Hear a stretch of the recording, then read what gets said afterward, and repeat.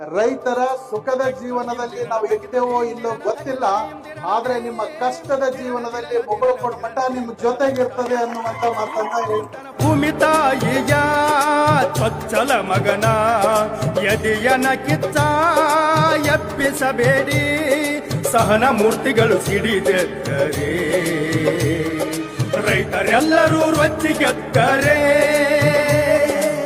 ಬಿಕ್ಕುವುದು ಈ ಜಗವೆಲ್ಲ, ಯಾರ್ಯಾರಿಗೂ ಉಳಿಗಳವಿಲ್ಲ.